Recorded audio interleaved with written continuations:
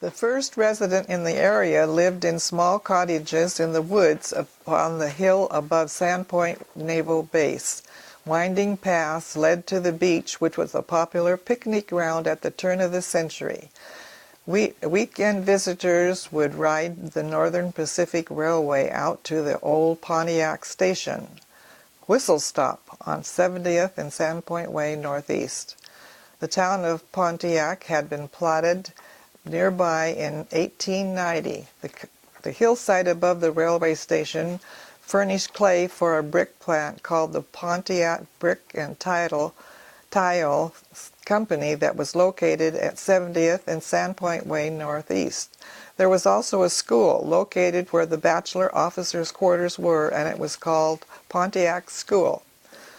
Seattle citizens began thinking about building an airfield near their city as early as World War I.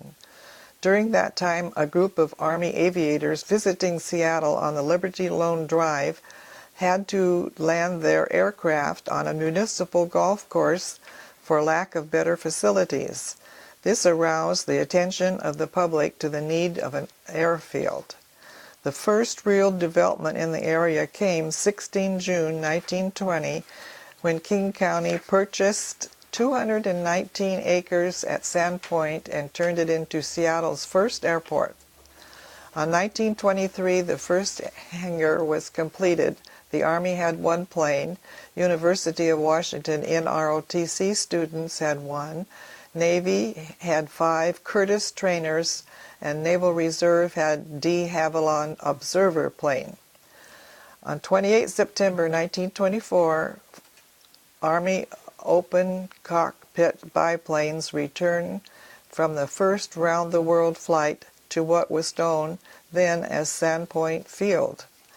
The planes had departed on 6 April and had traveled 28,000 miles in 317 hours and 11 minutes. Each plane carried a pilot and flight mechanic. On May 1925, Chief of Naval Operations authorized a single-unit Naval Reserve Air Station be based at Sandpoint. Naval Air Station was officially established 10 October 1926 when 413 acres were given to the Navy for use as an air station, a role it served until June 1970. Another highlight of the Sandpoint's colorful history was its selection as a starting point for a daring expedition to Alaska in May 1926. Its facilities were used in preparing Navy amphibian planes for their summer's task of mapping southeastern Alaska from the air.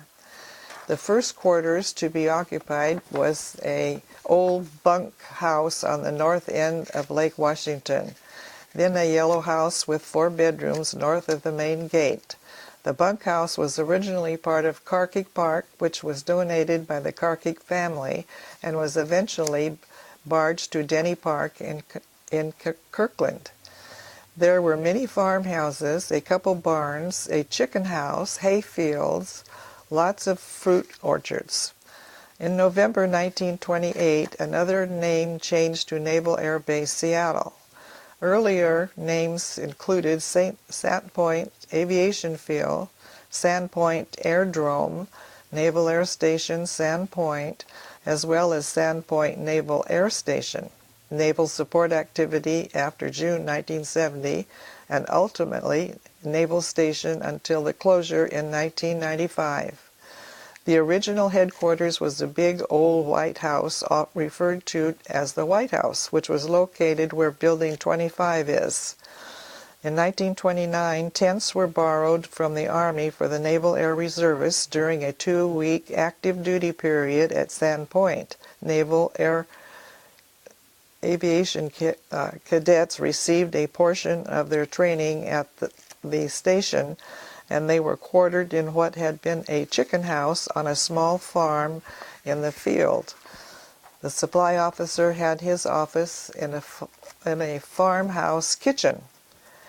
On 13 October, the first landing in the United States of a Soviet aircraft took place at Sandpoint. The plane traveled 12,000 miles in 72 days at 100 miles per hour and had a wing spread of 175 feet and fuel capacity of 800 gallons. The station was used as a base for Alaskan mapping expeditions and aerial photography for a hydrographic office and U.S. Forestry Service. A grading tractor and road scraper were used to mold Sandpoint. Hay was cut where the runway used to be, and several residences were put on rollers and moved to another location. The station got its water supply from a spring on the hill south of the present Sandpoint Golf Club. Then finally a trench was dug from the lake to 65th Northeast, the city limits at that time. The main water trench was dug by hand, and in some places it was 1 feet deep to 13 feet deep. When it came time to tear the water tank down, which was on some people's property below the present Sandpoint Golf Club, the workers were met by a gun-toting lady who did not want it torn down. There was no road up this hill. Her husband used to work with horses and a wagon. One time the horses were running around the trail on the hill. They got spooked and went over the bank of the ravine and were killed. As late as 1930, it was still heavily wooded. The city limits stopped at 65th and Sandpoint Way, which is still a gravel road. The National Archives is located today on Sandpoint Way, where a grazing field and dairy farm were once. In 1931, Naval Air Station Seattle was one of the 5 air stations in existence in the country. In 1932, financial difficulties impeded construction, and unemployed labor was first used to develop the station when the Citizens Unemployment League of Seattle was authorized to cut wood and remove it from the station. 5 acres were cleared in this way, and many indigent homes were heated. From 1933 to 35, Federal Emergency Relief Civilian Corps and the sheriff's prisoners were used to help clear the land. Land on the south end of the station was donated by the Denny's, a pioneer family. There was a wooded knoll on this property where runway 1 was used to be, and this is where the Boy Scout troops camped out to receive their woodcraft training. This hill later was to be taken down and used to fill to help fill in Mud Lake. Officers making their station perimeter inspection were not pressed for time and frequently took along a gun and a dog to shoot rabbits. On the south end of the runway was Mud Lake and a peat bog. When Mud Lake was being filled, an old unrepairable tractor was also pushed over the knoll and used for fill. The field had a north and south runway, which was a grass field with no drainage, so it was very often a dusty strip that was little more than a trail through the woods. Rain made it so muddy that the planes eventually were mounted on pontoons and flown from the lake. Eventually, cinders were brought in 500 lots until there were enough to make a landing strip, using a steam shovel borrowed from the Navy Yard in Bremerton. Before the cinders were brought in, the flyers experimented at sowing grass on the runway. This new grass attracted so many wild ducks and fowl that a sentry had to be posted to prevent damage while landing. Much later, the surrounding grassy area became a nesting plain for a special breed of pheasants which Fish and Wildlife Department called Sandpoint pheasants. In 1941, the contractor who won the bid for asphalt surfacing the runway lost money because it had to be done 3 times. It kept sinking in the bog. Even the this day, after a heavy rain, you can see standing water. In 1937, the station's big expansion began. The CCC camp moved in, and WPA labor was furnished with the Navy supplying the materials. On 2 April 1938, a new hangar was constructed.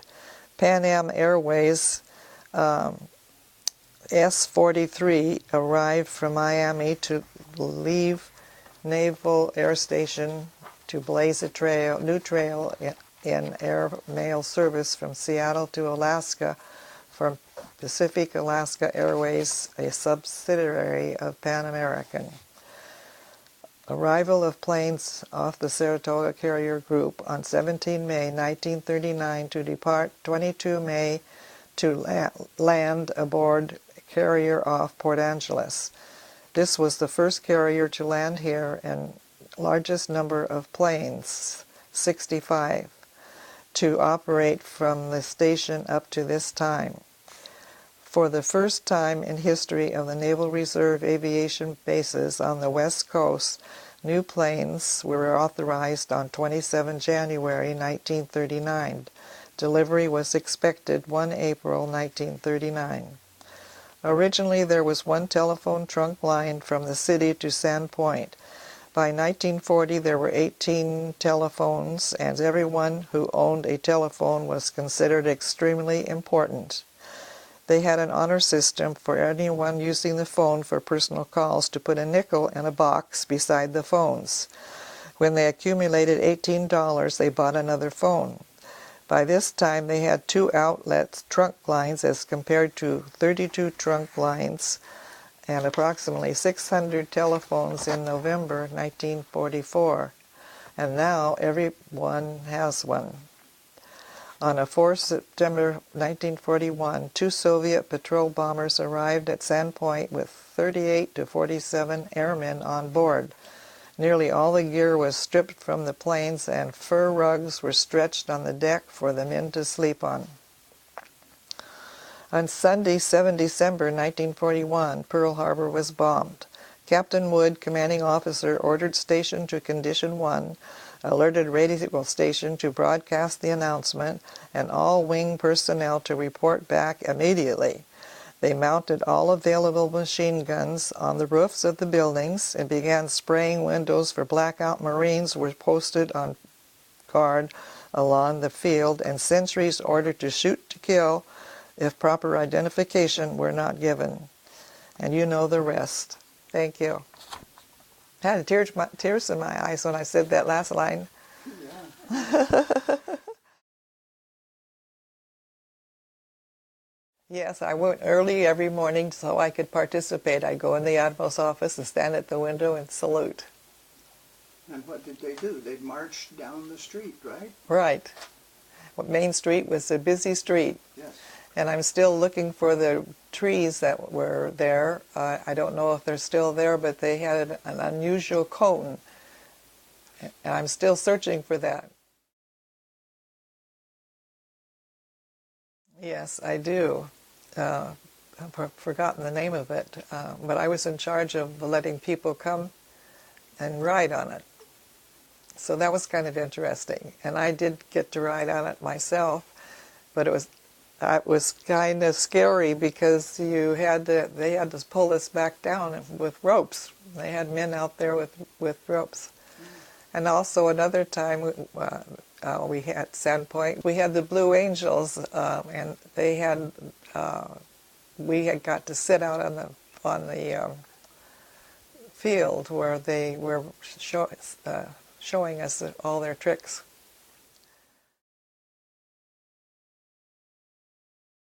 Oh, when I worked for Naval Air Station, the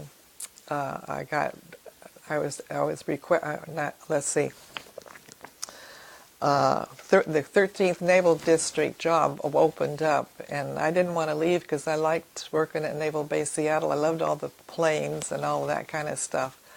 I had right by my desk. I had if there was a crash, I had to answer the crash phone, and then I had to run like heck.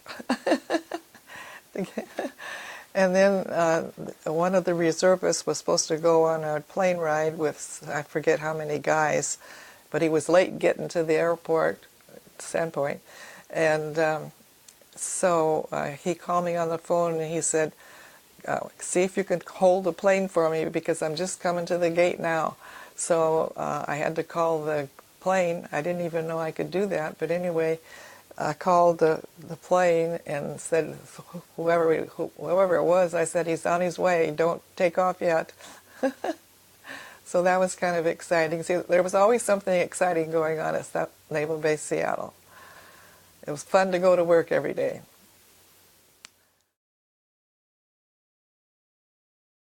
Well, it was always fun to go to the officers' club in the basement because they had this beautiful mural that was on the wall, and it was curved, and it was great. And then a lot of the officers had their ID button on the other wall. And there was always lots of people and lots of fun.